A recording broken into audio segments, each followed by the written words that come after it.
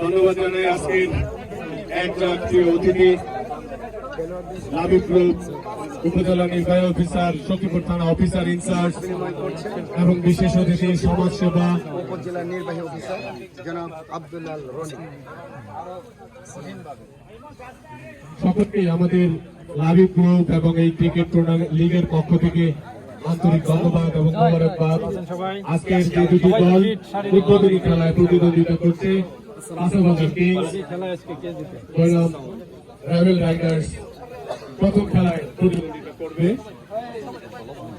খেলা দুইটার আরো একটি ম্যাচ রয়েছে, উপজেলা রয়্যালস বনাম কাঁচাবাজার কিংস।